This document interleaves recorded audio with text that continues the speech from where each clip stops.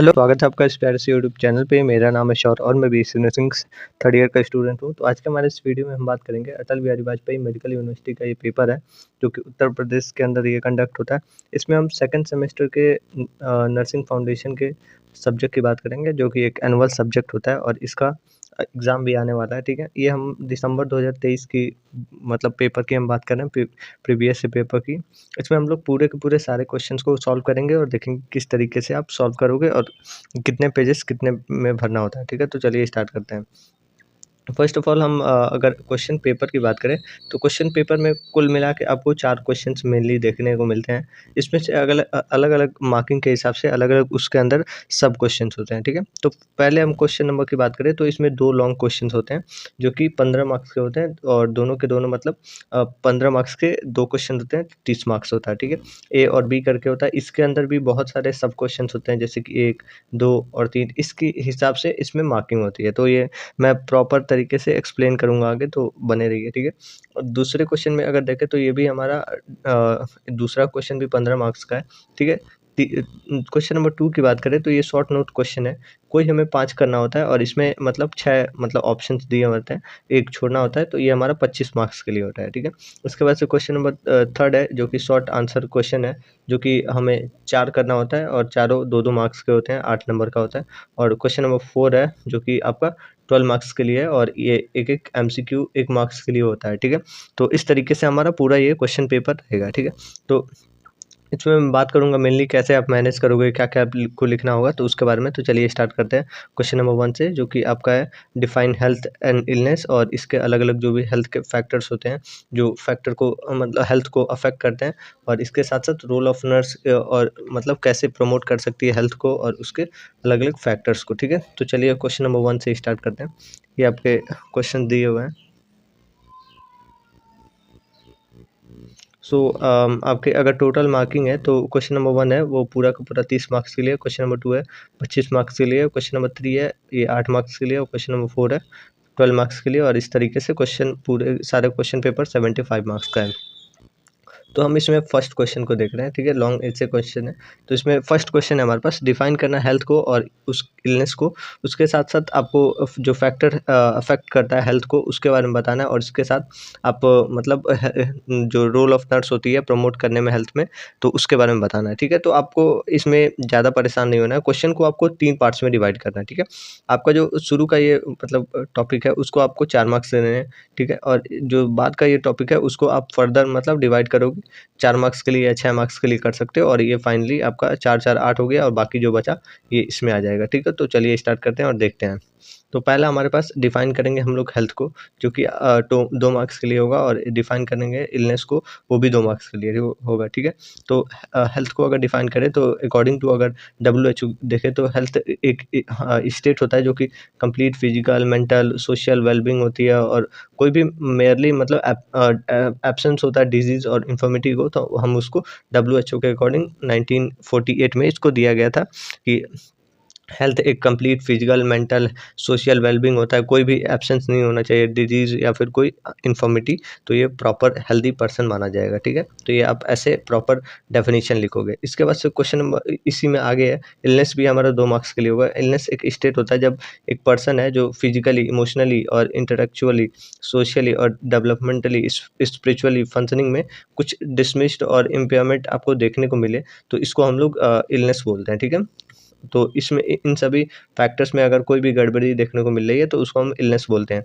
इसके बाद से ये जो दूसरा हम लोग का मतलब क्वेश्चन इसी में स्टार्ट होता है, जो कि हम इसको मार्किंग देते हैं 6 मार्क्स के लिए, तो इसको हम लोग देखते हैं, जो कि फैक्टर कैसे अफेक्ट कर रहा है हेल्थ को, ठीक है। इसमें पहला हमारे पास हेरिडिटी, जेनेटिक्स, क्योंकि आप देखे होंगे कि बहुत सारे जो कंडीशंस होती हैं वो जेनेटिकली होती हैं, जैसे कि हाइपरटेंशन हो गया, सॉरी डायबिटीज़ हो गया, हाइपरटेंशन हो गया, ये जेनेटिक कंडीशंस होती हैं। सिकल सेल एनीमिया हो गया, थैलेसीमिया हो गया, या फिर कोई भी आप मतलब अलग-अलग जो प्रॉब्लम्स होती हैं वो, ठीक है। सेकंड जो है वो एनवायरमेंटल, आपका एनवायरनमेंट कैसा है, एयर, वाटर, हाउसिंग कैसा है, सैनिटाइजेशन सही से हो रहा है कि नहीं, उससे हेल्थ अफेक्ट होता है।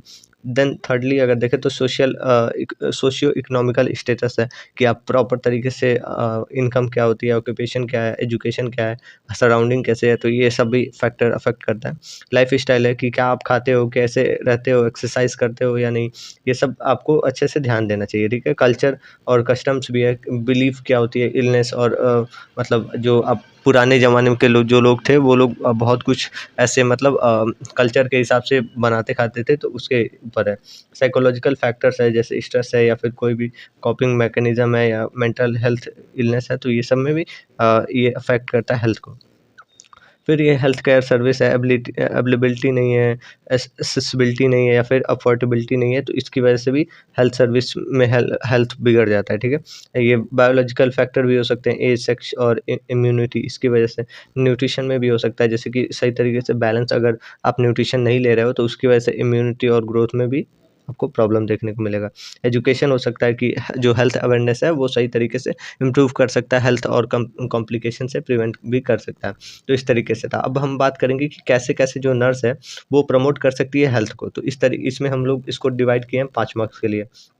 तो इस तरीके से हमारा जो तीनों क्वेश्चन था, क्वेश्चन नंबर 1 जो था वो 4 मार्क्स के लिए हो गया।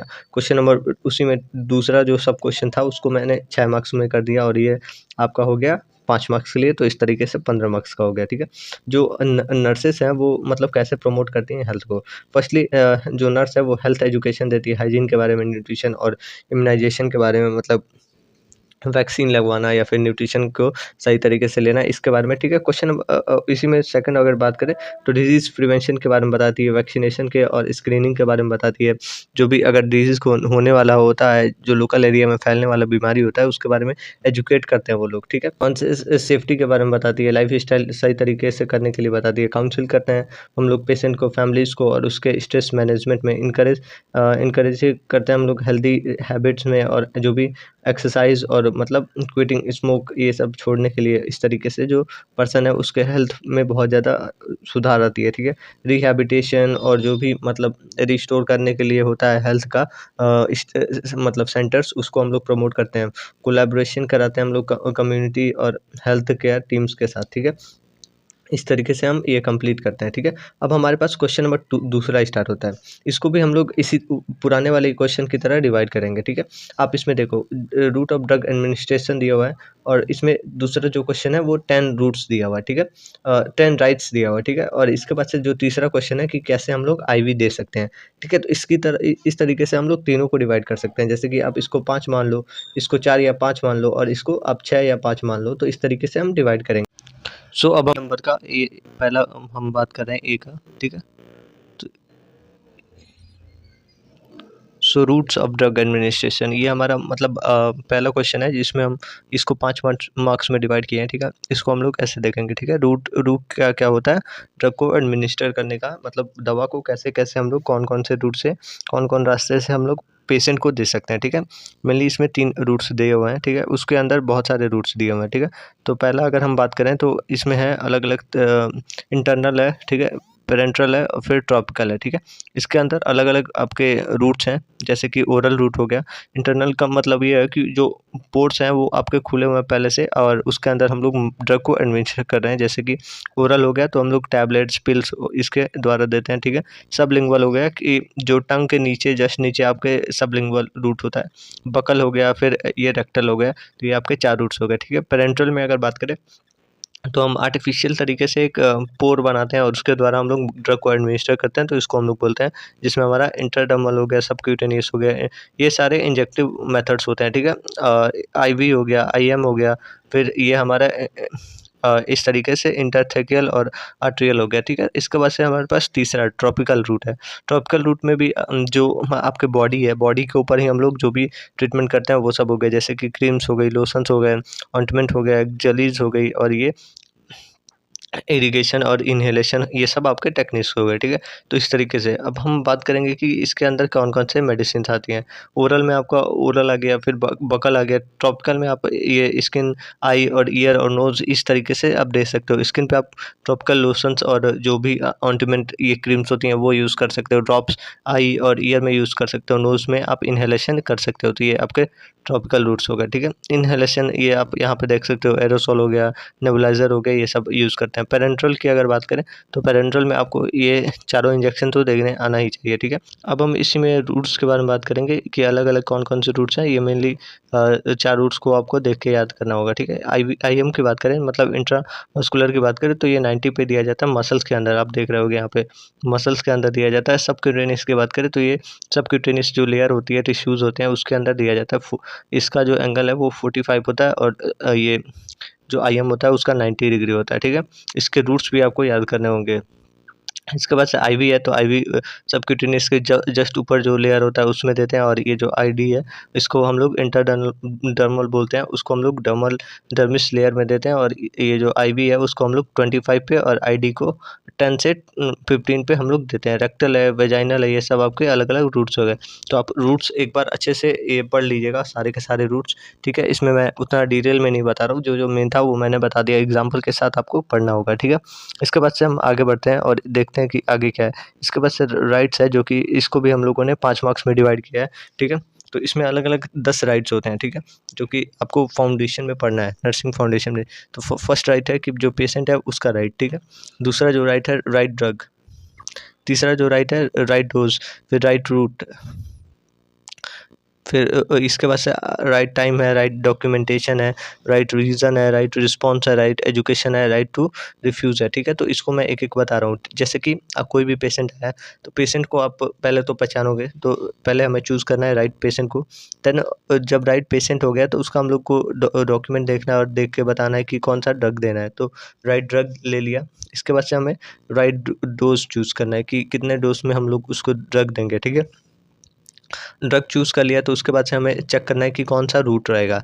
रूट मतलब कौन से रास्ते हम लोग उसको देंगे, ठीक है? और इसके बाद से हम डॉक्यूमेंट चेक करेंगे कि जो टाइम है वो राइट टाइम है कि नहीं, सही टाइम पे दे रहे हैं कि नहीं, या पहले से दिया हुआ है, तो ये सब ठीक है। उसको ये सब देने के बाद डॉक्यूमेंटेशन में हम लोग प्रॉपर तरीके से उसको डॉक्यूमेंटेशन करेंगे और मेंटेन करेंगे। इसके बाद से राइट रीज़न होगा, राइट रीज़न को हम लोग राइट करेंगे, राइट रिस्पॉन्स करेंगे, राइट एजुकेशन देंगे पेशेंट को, और ये लास्टली अगर हम पेशेंट जो है वो रिफ्यूज़ कर रहा है तो उसको हम लोग कन्विंस करने की कोशिश करेंगे, फ़ोर्स नहीं करेंगे। तो ये आपके अलग-अलग रूट्स हो गए, ठीक है? राइट्स हो गए। इसके बाद से हम जो तीसरा क्वेश्चन था इसी में, वो हमारा आईवी मेडिकेशन के नर्सिंग रिस्पॉन्सिबिलिटी थी, जो कि इसको भी हमने 5 मार्क्स में डिवाइड किया है, तो आप इसको ऐसे कर सकते हो। ठीक है, पहले तो जो डॉक्टर है उसका जो ऑर्डर है वो हम लोग वेरीफ़ाई करते हैं और पेशेंट को आइडेंटिफ़ाई करते हैं। इसके बाद से हम लोग मतलब राइट्स है, जैसे कि राइट ड्रग हम लोग चूज़ करते हैं, डोज़, डाइल्यूशन करते हैं, और जो भी कंपैटिबिलिटी या फिर एक्सपायर डेट देखते हैं, ठीक है? मेंटेन करते हैं एसेप्टिक टेक्निक को, और प्रिवेंट करते हैं हम लोग इन्फेक्शन से। देन हम लोग मॉनिटर करते हैं आईवी साइट्स को, जैसे कि इन्फिल्ट्रेशन या फिर कोई भी प्रॉब्लम हुआ रहे तो, ठीक है? इसके बाद से हम लोग अब्ज़ॉर्ब करते हैं पेशेंट को, साइड इफ़ेक्ट और एलर्जी रिएक्शन को, ठीक है? रेगुलेट करते हैं हम लोग जो भी रेट होती है एक्यूरेटली, और उसके बाद से एजुकेट करते हैं हम लोग प्रॉपर तरीके से, क्या पर्पज़ है इंजेक्शन देने का और क्या उसका साइड इफ़ेक्ट हो सकता है। डॉक्यूमेंटेशन करते हैं हम लोग, मेडिकेशन मतलब करते हैं उसमें, और टाइम और जो भी ऑब्जेक्टिव्स होते हैं वो करते हैं। उसके बाद से हम लोग रिपोर्ट और जो भी एडवर्स मतलब रिएक्शंस होते हैं उसको हम लोग इमीडिएट बताते हैं और लिखते हैं, और उसके बाद से मेंटेन करते हैं हम लोग आईवी लाइन को, ठीक है? ये आपके अलग-अलग रूट्स हो गए थे। देन हमारे पास क्वेश्चन नंबर 2 है, जिसमें हम शॉर्ट नोट क्वेश्चंस को अटेम्प्ट कर रहे हैं। ये हमें 6 क्वेश्चन दिया हुआ है, तो इसमें से कोई 5 ही करना है, ठीक है? तो फर्स्ट हमारे पास फैक्टर जो कि इन्फ्लुएंस करता है कम्युनिकेशन को, कि कौन-कौन से रूट्स जो है वो कम्युनिकेशन मतलब नहीं कर पाते हैं, ठीक है? पहला हमें जो मतलब फैक्टर जो है, अम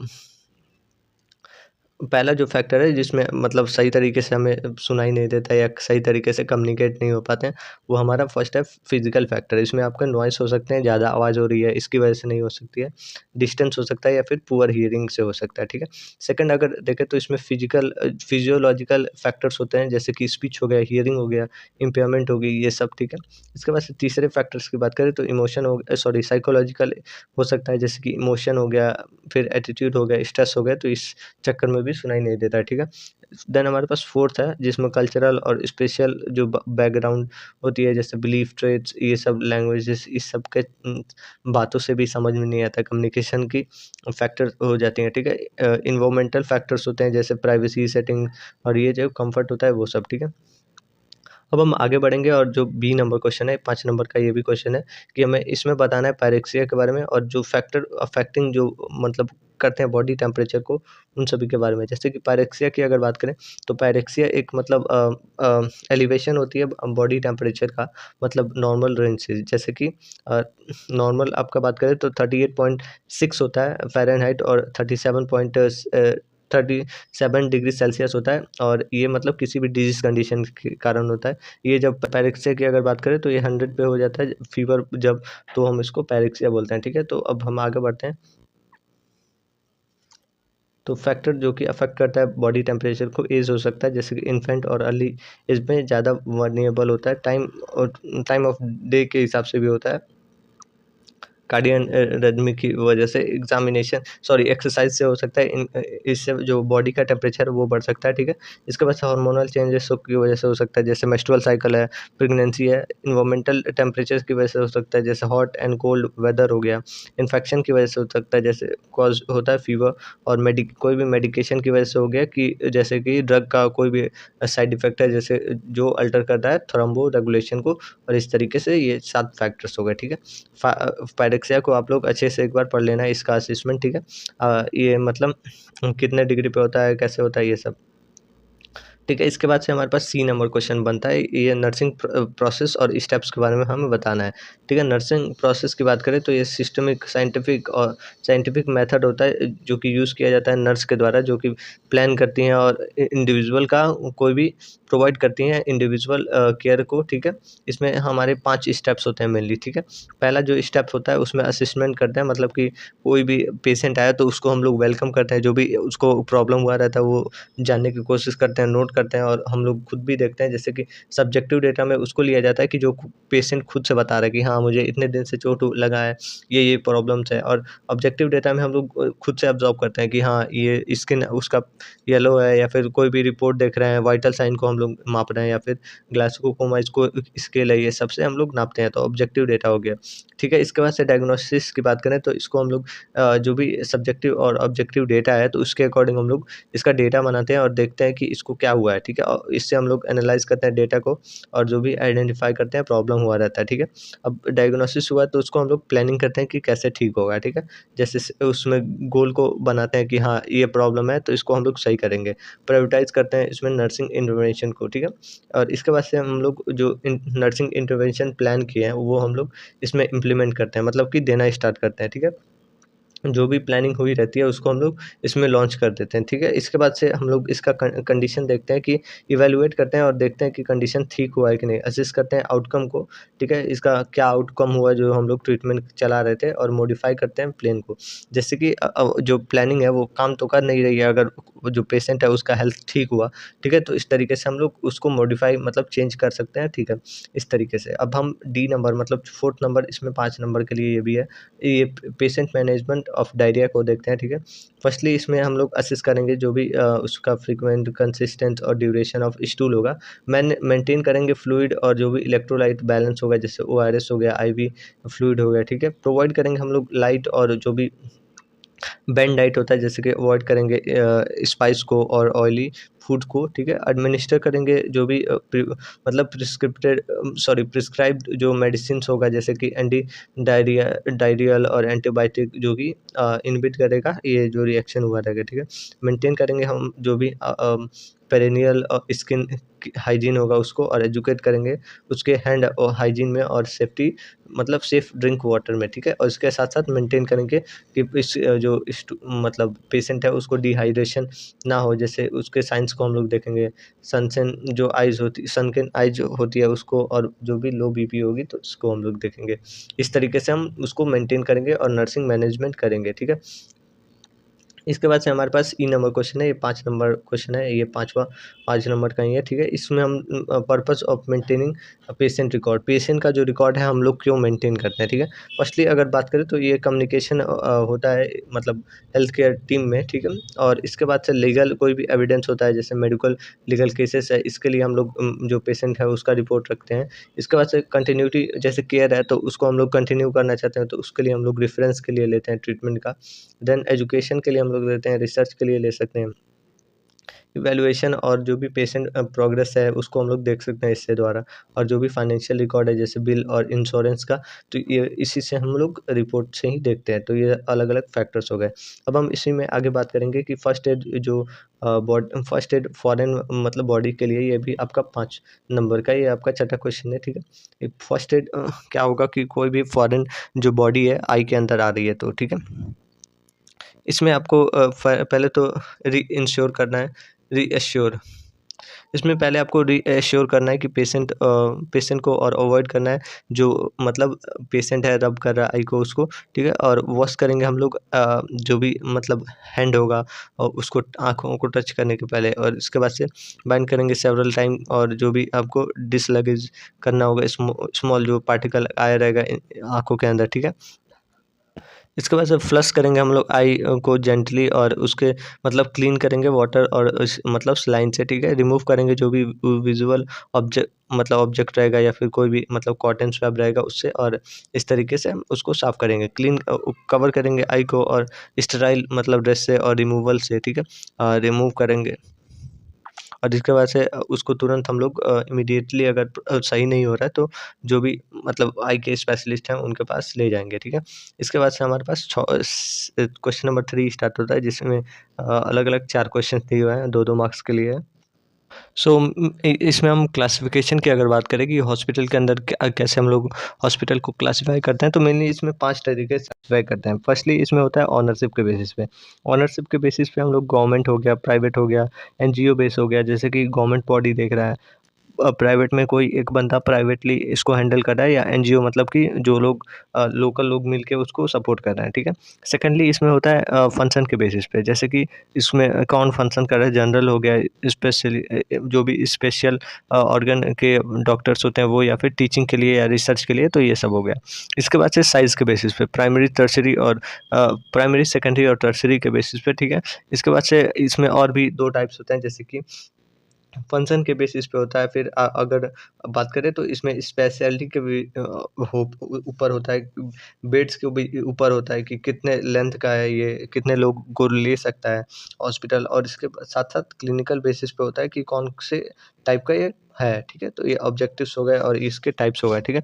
इसके बाद से हम आगे बढ़ेंगे और इसके बी नंबर हम बात करेंगे हॉस्पिटल के हाउस के बारे में, ठीक है। ये जो है प्रोवाइड करता है एकोमोडेशन ऑफ हॉस्पिटल स्टाफ, जैसे नर्स स्टाफ्स हो गए या फिर अटेंडेंट हो गए, जो कि नियर बाय हॉस्पिटल के प्रेमिडी से में रहते हैं और मतलब जाते हैं उनके केयर में, ठीक है। सी नंबर हमारे पास नीडल स्टिक इंजरी है, ठीक है। इसमें जो है हम कोई भी मतलब एक्सीडेंटल हम लोग को नीडल स्टिक इंजरी फ्रीक हो जाता है तो उससे हम लोग को बचाया जाता है, पहले ही एजुकेट किया जाता है, ठीक है। एक्सीडेंटल पंचर हो जाता है मतलब कोई भी आप इंजेक्शन लगा रहे हो तो उसको फेंकने के टाइम पे ये मतलब वुंड बन जा रहा है या फिर फ्रीक हो जा रहा है, तो उससे हम लोग को बचाना होता है। कंटामिनेटेड नीडल से बचना होता है, तो उसके लिए स्टिक इंजरी है। तो आप फर्स्ट एड इसमें करोगे कि जो हैंड है उसको वॉश करोगे सोप से, वाटर से, रिपोर्ट करोगे इमीडिएटली और स्टार्ट करोगे पोस्ट एक्सपोज़र ऑफ प्रोफिलैक्स अगर नीड होगा तो, ठीक है। इसके बाद से हमारे पास है ODCART, ठीक है। ओडगार्ड, ठीक है। तो इसको हम लोग पेन स्ट्रेस में यूज़ करते हैं। इसमें हमारे पास फर्स्ट है ओ का मतलब होता है ऑनसेट, ठीक है। डी से होता है ड्यूरेशन, ठीक है। ये सी से होता है कैरेक्टर और आर से होता है हमारे पास आर ए से होता है एग्रीवेटिंग फैक्टर्स, और आर से होता है रिलेविंग फैक्टर्स, और टी से होता है ट्रीटमेंट। तो इस तरीके से ये हो गया, ठीक है। देन हमारे पास मल्टीपल चॉइस क्वेश्चन है, तो इसको हम लोग ऊपर देखते हैं। सो अब हम क्वेश्चन नंबर 4 को देखेंगे। इसमें एमसीक्यूज़ दिए हुए हैं, 12 एमसीक्यूज़ रहते हैं कुल। तो एक एमसीक्यू 1 मार्क्स के लिए है। तो पहला हमारे पास है, इसमें जो रिस्ट्रिक्टेंट होता है वो किस लिए यूज़ होता है, ठीक है। तो इसको हम लोग यूज़ करते हैं प्रिवेंशन, इंजरी प्रिवेंशन के लिए, ठीक है। जो कॉग्निटिव सिम्टम्स होते हैं, मतलब स्ट्रेस का, स्ट्रेस के लिए वो क्या होता है, ठीक है। तो कॉग्निटिव सिम्टम्स की अगर बात करें तो फॉरगेटफुलनेस होती है, ठीक है। अब हम इसके आगे बात करेंगे। तो क्वेश्चन नंबर हमारे पास 3 है, फ्लोरेंस नाइटिंगेल का डेट ऑफ बर्थ क्या होगा, ठीक है। तो ये हमारा 18 मई 1820 है। इसके बाद से क्वेश्चन नंबर 4 है, बॉडी मेंटेन करता है स्ट्रेस हार्मोन को किससे, ठीक है। तो ये हमारा कॉर्टिसोल है, ठीक है। ये हमारा डी नंबर हो जाएगा। और हमें बताना है रेशियो ऑफ सीपीआर को।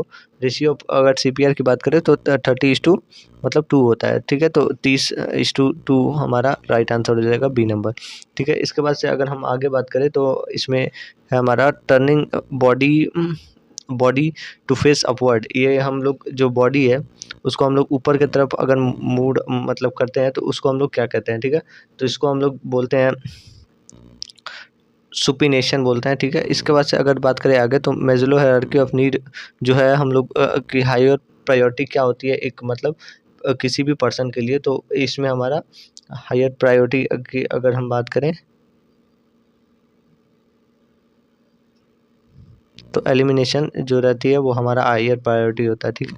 इसके बाद से हाईएस्ट कंसंट्रेशन ऑफ ऑक्सीजन जो होता है जो कि डिलीवर किया जाता है क्लाइंट को कौन से केस में, ठीक है। तो हायर कंसंट्रेशन जो होता है वो हमारा जो पेशेंट रहता है अगर रीब्रीथ मास्क लगाते हैं, नॉन रीब्रीथ मास्क, तो उसमें हम लोग यूज़ करते हैं, ठीक है। इसके बाद से अगर हम बात करें कि आइस पैक जो होता है वो इंडिकेट करते हैं हम लोग किसी भी पेशेंट को, तो उसका टेम्परेचर क्या होता है। तो उसका टेम्परेचर जो होता है 104 डिग्री फ़ारेनहाइट होता है, ठीक है। इसके बाद से अगर बात करें कोलोनोस्कोपी जो होता है वो किसका हम लोग विजुअल देखते हैं, ठीक है। तो इसमें जो है कोलोन का हम लोग विजुअल देखते हैं, ठीक है। इसके बाद से DOR है। DOR का अगर फुल फॉर्म की बात करें तो इसमें हमारा डिस्चार्ज ऑन रिक्वेस्ट होगा, ठीक है। और इसके बाद से लास्ट हमारा है जो कि ये हमारा पूरा लास्ट क्वेश्चन है। ये हमारा है कौन सा मतलब डिसइंफेक्टेंट है जिसको हम लोग वाटर ट्रीटमेंट में यूज़ करते हैं। तो ये हमारा ब्लीचिंग पाउडर हो जाएगा, सी नंबर। तो ये ऐसे हमारा ये पूरा कंप्लीट होता है। अगर आपको इससे रिलेटेड कोई भी क्वेरी और कोई भी प्रॉब्लम हो तो नीचे कमेंट में पूछ सकते हो। और अगर आपको कोई भी और मतलब वीडियो या फिर कोई भी और कुछ जानना हो तो आप नीचे कमेंट करके पूछ सकते हो, ठीक है। और उस पर मैं वीडियो भी बना सकता हूँ, ठीक है। तो मिलते हैं नेक्स्ट वीडियो में। और अभी के लिए thank you, have a good day. और आपको ये PDF टेलीग्राम पे मिल जाएगा, तो वहाँ से आप डाउनलोड भी कर सकते हैं। तो मिलते हैं, हैव अ गुड डे।